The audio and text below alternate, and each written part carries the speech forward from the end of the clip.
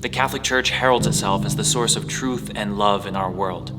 Built on the foundation of Jesus Christ, we have called ourselves the visible sign of the heavenly kingdom on earth, the sacrament of salvation, a beacon of light in a dark and broken world. And for centuries, we have given more than enough evidence to support this. Through the works of extraordinary popes, heroic saints, inspirational reformers, and millions upon millions of faithful people, we have led the world in charity and justice, putting our money where our mouth is when it comes to loving our neighbor. And yet, the recent revelations of the sexual abuse of minors by priests and the subsequent cover-up by the hierarchical church remind us yet again of how very far short we have fallen from who we claim to be. In this most recent report, covering just one state in just one country, there were as many as 1,000 minors abused over 70 years. 1,000 children. That's 1,000 lives forever changed. 1,000 lives distorted and confused by a horrific act. 1,000 lives burdened with a weight that they didn't know how to carry. A weight that depressed, stunted, and even took the lives of some. 1,000 lives.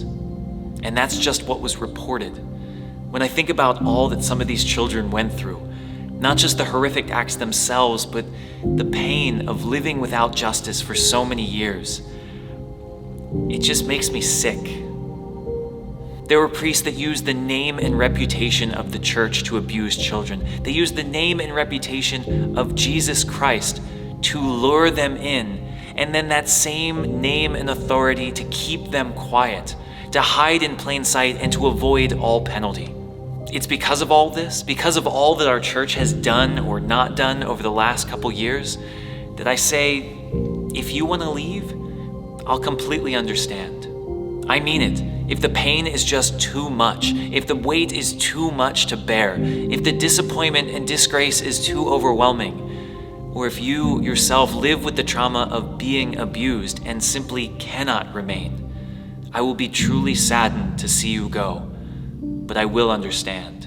As I find myself less than a year away from my own ordination, from becoming a priest myself, from buying into this broken church and flawed institution with my whole life, there's a part of me that is left completely ashamed of what I'm a part of, confused as to how this thing that I love so much could allow this to happen, and utterly outraged that it could happen for so long. I share in the same disgust and disgrace and anger that so many of you do.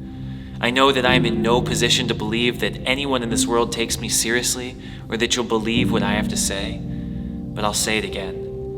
I will understand if you choose to leave, and I won't judge you for it. If you truly believe that your relationship with Jesus Christ is better off somewhere else, I'll accept that, regretfully, and pray that you find what you need. Because really, what can I say to someone who's been abused? What can I say to someone who thinks that the church has lost all credibility to teach and preach? I'm sorry? It won't happen again? No. The damage is done, and my apology means very little. What good is an apology anyway, let alone from someone who is a nobody in the church, who has no authority to do anything? And yet, what else can I say but I'm sorry? What else can I say but it makes me absolutely sick that it happened, that it should have never happened, and that those who did it should be held accountable for their actions? I am sorry. I'm sorry for all those who have been abused. I'm sorry for those who put their trust in the church and feel betrayed, for those who have found their faith shaken in recent years. I'm sorry that we as a church have not lived up to who we say that we are. You absolutely deserve better. And I realize that what I have to say will mean very little to most of you, that my words will not affect your decision to leave, and I respect that. I just want you to know that if you do choose to stay, I'll be here with you. I may not be able to change the past, but I can stick around to make sure that it never happens again. I may not be able to take away the pain of yesterday, but I can commit my life to serving those who continue to carry the burdens of the mess that we've made. Too many people have done horrible and unconscionable things in the name of the church, and we need to reckon with that. But the reason that we joined the church in the first place is not because we believed that its people were sinless and pure, that they had the power to save. No, we joined the church because we believed that its foundation was Jesus Christ, that He is sinless and pure, that He has the power to save, and that it's He who works in and through the church to be the light and life of the world. And I still believe this. In the midst of sin and turmoil, waiting in the darkness that we have created ourselves, I still believe that Jesus Christ shines brightly through our church, that there is nothing that we could ever do to hide His light. And that is why I stay. But maybe you don't believe this. Maybe you believe that the church is broken beyond repair, that it is incapable as an institution of bringing Christ to the world. If so, I not only understand why you choose to leave, but I recommend it. How can you stay in a place that your conscience tells you Christ is not?